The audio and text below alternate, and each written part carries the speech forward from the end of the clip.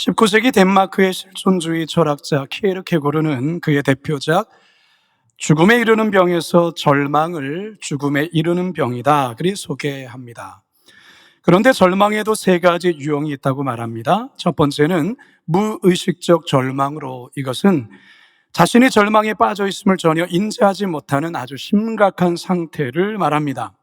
두 번째는 의식적 절망으로, 자신의 절망을 인식하면서도 이를 극복할 수 없다고 느끼며 절망을 받아들이려 하지 않는 태도를 말합니다. 세 번째는 절망을 인식하면서 이 절망을 자신의 정체성의 일부로 받아들이려는 태도를 또한 말하죠. 오늘날 우리 주변에는 다양한 이유로 깊은 절망에 빠져 살아가는 이들이 참으로 많습니다. 어떤 이들은 오랜 질병으로 인해서, 어떤 이들은 극심한 가난으로 인해서, 또 어떤 이들은 사업의 실패로 인해, 어떤 이들은 깨어진 관계로 인해서, 또 어떤 이들은 사랑하는 가족의 죽음으로 인해 절망합니다. 그런데 이러한 절망보다 아주 심각한 절망이 있는데, 그것은 바로 하나님과 인간 사이에 죄로 인해 드리워진 절망, 즉 절대 절망이 있습니다. 사도 바울은 오늘 본문에서 바로 이 절대 절망, 이 같은 절망을 이야기하려 합니다. 우리는 지난 시간 그야말로 궤변을 늘어놓는 유대인들의 질문에 조금의 망설임도 없이 아주 탁월하게 답변하는 이 바울의 설명을 살펴보았습니다. 이제 바울은 로마서 1장 18절부터 진행해 왔던 이방인과 유대인들에 대한 결론적 선언에 다다릅니다. 그런데 이 선언으로 모든 인간을 절대 절망의 벼랑 끝에 세워놓습니다. 과연 바울이 무엇을 선언했길래 이처럼 모든 인류가 절대 절망에 놓일 수밖에 없는지, 그리고 이 메시지를 통해서 오늘을 살아가는 저와 여러분들에게 말씀하시려는 하나님의 음성이 무엇인지 다 같이 듣게 되기를 간절히 소망합니다. 첫 번째 따라하겠습니다. 어떤 사람도 죄에서 자유할 수 없습니다. 오늘 우리가 읽은 본문은 로마서 전체 구조에서도 참으로 중요한 내용이자 단락에 속합니다. 앞서 공부한 1장 18절에서 3장 8절까지, 즉 이방인과 유대인들의 죄의 고발에 대한 최종적 선언이라 할 수 있습니다. 자, 오늘 본문 9절에서 10절입니다. 시작. 그러면 어떠하냐? 우리는 나으냐? 결코 아니라. 유대인이나 헬라인이나 다 죄 아래 있다고 우리가 이미 선언하였느니라. 기록된 바 의인은 없나니 하나도 없으며. 무슨 말입니까? 유대인이나 헬라인, 즉 이방인 어느 누구 하나 예외 없이 모든 인간은 죄 아래 있고 모두가 다 죄인이다라고 말하고 있는 것입니다. 앞에서 바울이 이방인들의 죄를 먼저 지적하고 이어서 유대인들의 죄에 대해 하나하나 반박하며 여기까지 끌고 온 이유가 바로 이것을 말하려고 하는 것입니다. 이것, 즉 이방인이나 유대인이나 할 것 없이 모두가 다 죄 아래 있는 죄인이다. 바로 이 결론적 설명에 바울이 도달한 것이죠. 성도 여러분, 이 선언은 지금도 여전히 유효합니다. 오늘날 모든 인류, 모든 인간에 대한 하나님의 선언이 바로 이것입니다. 그런데 여러분, 우리는 여기에 동의하고 싶어 하지 않는 그런 죄성이 사실 우리 안에 있어요. 저와 여러분은 다 죄인입니다 라고 했을 때 아니요 라고 대놓고 말하지는 못하지만, 그렇다고 네 라고 그렇게 강하게 수긍하는 부분도 좀 머뭇거려지는 부분도 있어요. 왜 그럴까요? 내가 과연 죄인이라고 지적받을 만큼 그렇게 못 살았는가, 그렇게 생각하지 않기 때문에 그래요. 지금까지 그래도 뭐 살면서 가정에서 직장에서 나름 성실하게 살았고, 남에게 뭐 그래도 피해주지 않으려고 무진애를 썼고, 악한 짓을 정말 해보지도 않았는데 저 뉴스에서 매번 나오는 저들과 비교할 때 나는 그래도 괜찮은데 내가 왜 죄인이지? 라고 생각이 들 때가 있다라는 것이죠. 어느 초등학교에서 구구단을 외운 학생들에게 잘 외웠는지 테스트를 하는 시험을 치렀습니다. 문제 중에 하나가 8 곱하기 7은 무엇인가? 8, 7은 뭐죠? 96이요? 8, 7은 56이잖아요. 그런데 한 친구가 54라고 적었어요. 또 한 친구는 46이라고 썼습니다. 선생님은 54라고 쓴 시험지에 X를 그어서 0점을 줬고요. 46이라고 쓴 시험지에도 X를 그어서 0점을 주었어요. 그러자 54라고 쓴 학생이 선생님께 항의하며 이렇게 말합니다. 선생님, 56이 정답인데 저 아이는 46을 썼으니까 정답에서 10점이나 차이가 나고 나는 54라고 썼으니 2밖에 차이가 나지 않는데 왜 제가 저 아이와 똑같이 0점을 줍니까? 너무 억울합니다 라고 말한다면 여러분 뭐라 말하겠어요? 어이없다 이렇게 하시겠죠. 54를 썼든 46을 썼든 심지어 55를 썼다 해도 56을 쓰지 않으면 모두가 다 틀린 답, 오답이라는 거예요. 바울이 이것을 이야기하는 거죠.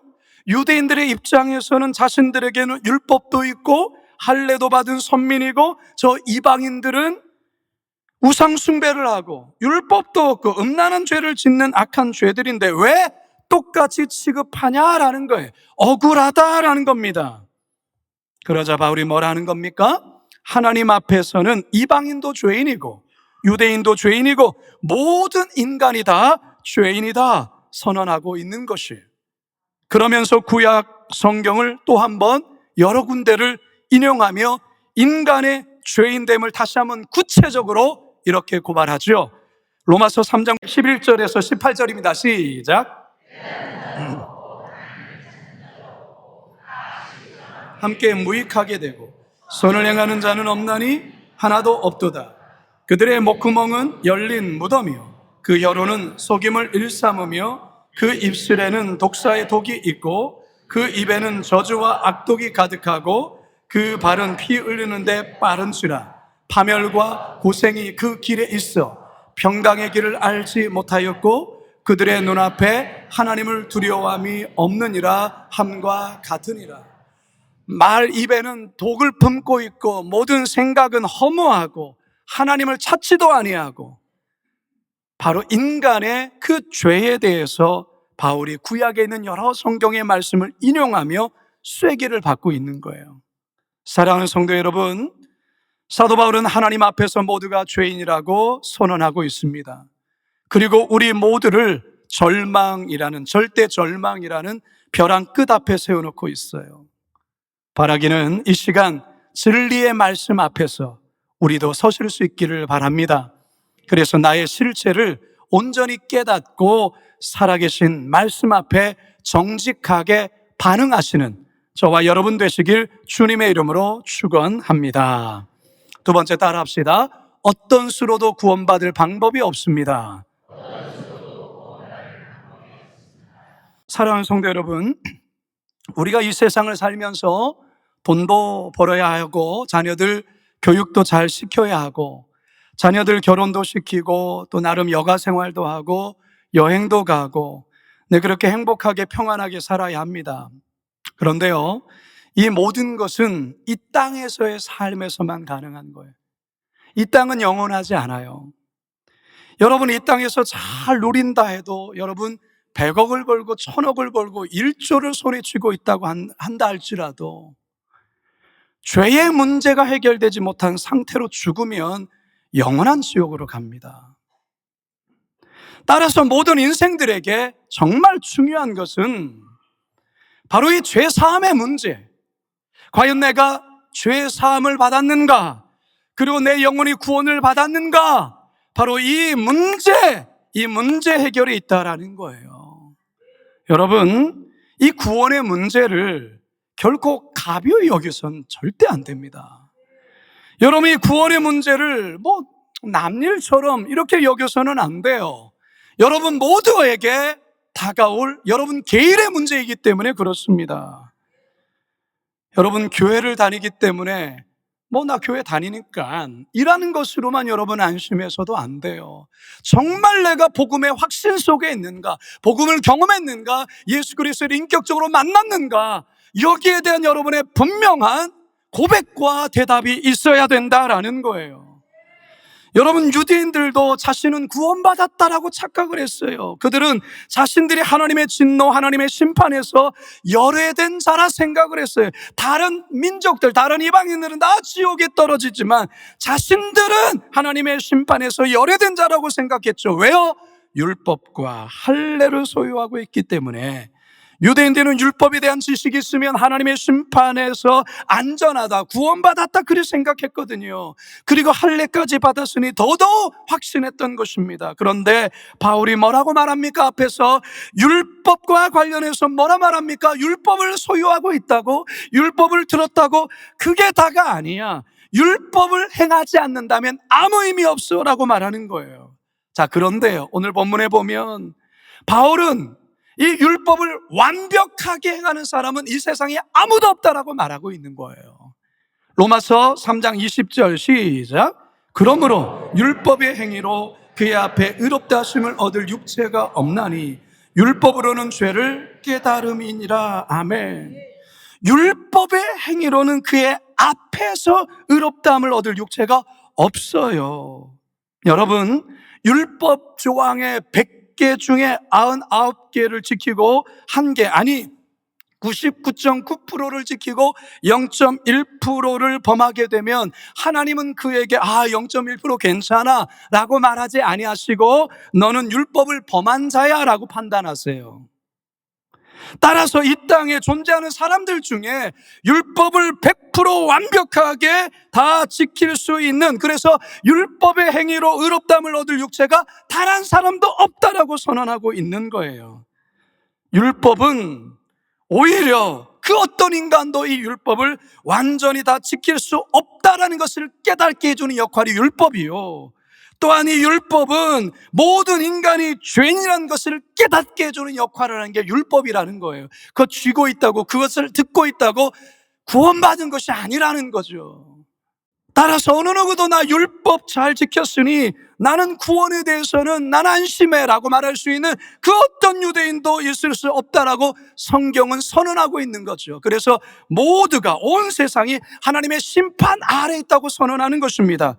로마서 3장 19절입니다. 시작. 우리가 알거니와 무릇 율법이 말하는 바는 율법 아래에 있는 자들에게 말하는 것이니 이는 모든 입을 막고 온 세상으로 하나님의 심판 아래 있게 하려 함이라. 따라서 사랑하는 여러분, 우리는 이 진리 앞에서 모든 인간은 절망할 수밖에 없어요. 왜요? 그 어떤 희망도 존재하지 않기 때문에 그렇습니다. 절대 절망이라는 벼랑 끝으로 우리를 세우고 있는 것이죠. 한 발자국만 움직이면 떨어지는 거예요. 여러분, 세상이 어떤 방법으로도 그 무엇으로도 구원받을 길은 단 1%도 없습니다. 이 사실을 깨닫는 저와 여러분 모두가 되시길 주님의 이름으로 축원합니다. 마지막 세 번째 따라합시다. 오직 예수님만의 해결 방법이 있습니다. 불교 경전에 나오는 아주 유명한 일화 하나가 있습니다. 한 번은 석가모니가 제자들과 함께 마을에 들어갔습니다. 그런데 한 젊은 여인이 애통하며 석가모니 앞으로 나와 엎드리더니 방금 전에 죽은 아들, 그 아들을 살려달라고 애원을 하는 겁니다. 그러자 석가모니가 방법이 하나 있다면서 지금 바로 마을로 들어가 마을의 집집을 돌아다니면서 지금까지 단 한 번도 가족 중에서 죽음을 경험하지 않은 집을 찾아 그에게서 양식을 얻어오면 그것으로 죽은 자식 살릴 수 있다고 말을 합니다. 이 여인은 죽은 아들을 살릴 수 있다라는 이 말에 너무 기뻐하며 마을로 뛰어들어가 집집을 돌아다닙니다. 석가모니가 말한 대로 그런 집을 찾아다니지요. 그리고 한참 시간이 지나 해가 질 무렵에 이 여인은 실망한 얼굴로 석가모니를 찾아옵니다. 여인이 말하죠. 아무리 집집을 돌아다니며 찾아보았지만 아직까지 죽음을 경험하지 못한 집은 단 한 집도 없어서 양식을 구해오지 못했습니다. 그러자 석가모니가 이렇게 말합니다. 인간은 언젠가 반드시 죽는다. 이것은 운명이기에 어쩔 도리가 없다. 그러니 그것을 인정하고 받아들여라. 여러분, 이 내용과 아주 비슷한 내용이 복음서에서도 나와 있어요. 예수님에게도 있었어요. 누가복음 7장에 보면 어느 날 예수님이 제자들과 함께 나인성에 들어가셨는데 상여를 맨 이들이 저 앞에서 오고 있습니다. 한 과부의 아들이 죽은 거죠. 아들을 잃은 슬픔 속에 울며 상여를 따르고 있을 때 예수님이 상여의 진행을 멈추게 하시고 과부에게 울지 말라 말씀하시더니 죽은 아들을 향해 이렇게 명령합니다. 청년아, 일어나라. 그러자 어떤 일이 벌어질까요? 죽었던 청년이 벌떡 일어납니다. 누가복음 7장 14절과 15절입니다. 시작. 가까이 가서 그 관에 손을 대시니 맨 자들이 서는지라 예수께서 이르시되 청년아, 내가 내게 말하노니 일어나라 하시매 죽었던 자가 일어나 앉고 말도 하거늘 예수께서 그를 어머니에게 주시니. 사랑하는 성도 여러분, 죽음 앞에서 모든 인간은 무능력하고 무기력합니다. 그래서 절대 절망을 할 수밖에 없습니다. 그러나 이 절대 절망을 절대 희망으로 바꾸실 수 있는 분이 계십니다. 누구십니까? 우리 주 예수 그리스도십니다. 할렐루야. 예수님께서 일찍이 이렇게 말씀하셨습니다. 요한복음 11장 25절과 26절에 예수께서 이르시되 나는 부활이요 생명이니 나를 믿는 자는 죽어도 살겠고 무릇 살아서 나를 믿는 자는 영원히 죽지 아니하리니 이것을 내가 믿느냐. 오늘날 4대 성인이라 말한 석가모니, 공자, 소크라테스, 이 모든 분들은 훌륭하게 살았고 그들의 유해를 지금도 소중히 모시고 그들의 묻힌 무덤을 귀하게 여기며 보존하고 있습니다. 그러나 단 한 분, 예수 그리스도의 무덤은 없습니다. 예수님의 유해도 없습니다. 왜 그렇습니까? 예수님은 죽음에서 부활하시고 살아계셔서 오늘도 하늘 보좌 우편에 앉으시기 때문에 그렇습니다. 할렐루야. 따라서 우리 예수 믿는 자들에게 우리 예수님 영원한 생명을 주시는 분이라고 말씀하고 계셔요. 요한복음 6장 40절입니다. 시작. 내 아버지의 뜻은 아들을 보고 믿는 자마다 영생을 얻는 이것이니 마지막 날에 내가 이를 다시 살리리라 하시니라. 아멘. 죽음의 문제도 그렇고요, 죄의 문제도 그렇고요, 심판의 문제도 그렇습니다. 오직 우리 예수님 안에 해결 방법이 있습니다. 그래서 바울이 오늘 로마서 3장을 통해서 이러한 말씀을 우리에게 전하는 것입니다. 3장 24절입니다. 시작. 그리스도 예수 안에 있는 속량으로 말미암아 하나님의 은혜로 값없이 의롭다 하심을 얻은 자 되었느니라. 아멘. 하나님을 믿지 않는, 예수님을 믿지 않는 세상은 죄 이야기하는 것 대단히 싫어합니다. 당신은 죄인이에요 라는 것을 아주 싫어하죠. 지옥에서 영원한 심판이 있다는 것 싫어합니다. 인간이 죽으면 그걸로 끝나지 무슨 지옥이 있고 천국이 있어요 라고 말하죠. 그런데 여러분, 있습니다. 여러분, 이 사실에 대해서 의심하는 경우에 50대 50으로 생각할 수도 있겠죠. 있을 수도 있고 없을 수도 있고.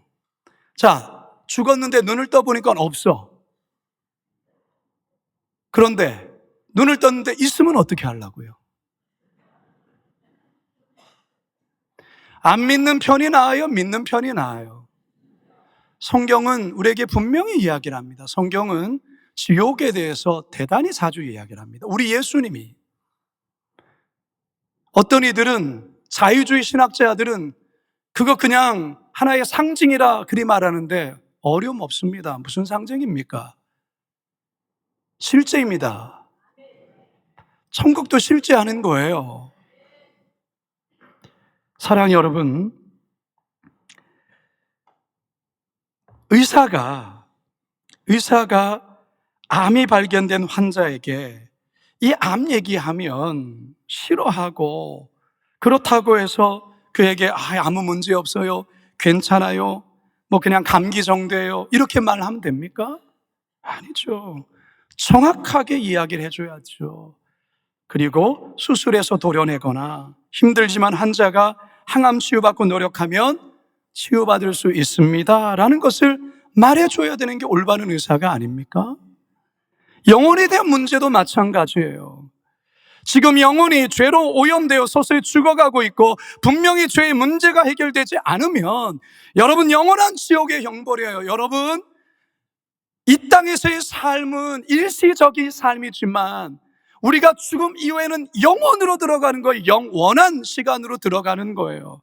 영원한 지옥이든지 영원한 천국이든지 그렇게 나뉘어지는 것이죠. 성도들이 때로는 이거 무섭다고, 때로는 듣기 싫다고 말 안 한다면 이게 올바른 목회자이겠습니까? 오늘 본문이 이것을 말하는데요. 오늘 성경 우리가 읽고 있는 이 로마서 이 3장의 말씀이 그것을 우리에게 이야기하고 있다라는 것이죠. 따라서 듣기 싫다고 귀를 막으면 안 되고요, 마음으로 밀어내면 안 되고요, 여러분들이 이 말씀 앞에서 정직하게 서셔야 되는 거예요. 오늘 성경은 절대 절망을 이야기해요. 모두가 하나님 앞에 죄인에게 어느 누구도 죄에서 자유할 수 없다고 말합니다. 어떤 수로도 구원받을 수 없다라고 말해요. 절대 절망을 이야기해요. 그러나 성경은 이것으로 로마서가 끝나는 게 아니에요. 로마서는 사실 이것을 이야기하려고 보다는 그 이후에 절대 희망이 예수 그리스도에게 있다라는 것을 이야기하려는 거예요. 왜 사도 바울이 로마서 1장 18절부터 지금까지 계속해서 끊임없이 죄에 대해서 유대인들이 아니야라는 것을 계속해서 논리적으로 증명하면서 급기야는 모두가 죄인 맞아라고 이렇게까지 심한 얘기를 할까요? 절대 절망을 인정해야만이 절대 희망을 바라볼 수 있기 때문에 그렇다라는 거예요. 나는 암이 없는데 나 암 환자 아니에요 라고 하는 사람이 암 환자를 고치는 의사에게 가겠습니까? 내가 암이라는 사실을 인정할 때 그러면 살려면 의사에게 가야 되잖아요. 약을 먹어야 되잖아요. 마찬가지예요. 내가 죄인 아닌데 예수님 필요하지 않아요. 나는 그 어떤 것으로도 죄에서 자유할 수 없습니다. 그 어떤 수로도 구원받을 수 없다라는 철저한 이 절망 속에 놓여져야만이, 그것을 경험하고 그것을 통과해야만이 예수 그리스도, 유일한 소망이신 예수 그리스도를 찾게 되는 거예요. 따라서 여러분, 우리 그리스도인들은 이 절대 절망을 경험하셔야 돼요. 실존적인 절대 절망, 예수 그리스도가 없는 상태에서의 내 안의 죄로 인한 절대 절망, 그 절대 절망, 처절한 절대 절망 앞에 서셔야 되는 거예요. 성경이 우리에게 그것을 말하고 있는 것이죠. 그러나 이 절대 절망을 희망으로 바꿀 수 있는 유일한 방법, 그게 바로 예수 그리스도께 있다고 가리키고 있고 예수 그리스도의 복음에 있다라고 우리에게 이야기하는 거예요. 설교 서두에서 소개했던 실존주의 철학자 키에르케고르는 인간이 절망에서 벗어날 수 있는 유일한 길은 예수 그리스도 안에서 하나님과의 관계의 회복이라 말하고 있어요. 절대 절망을 해결할 수 있는 방법 또한 오직 예수 그리스도 복음에 있습니다. 바라기는 나 자신의 절대 무능, 절대 절망을 깊이 경험하시고 동시에 절대 희망이신 예수 그리스도를 붙들고 서심으로 절대 절망의 세상 속에서 절대 희망을 붙잡고 살아가는 저와 여러분 모두가 되시길 주님의 이름으로 축원합니다.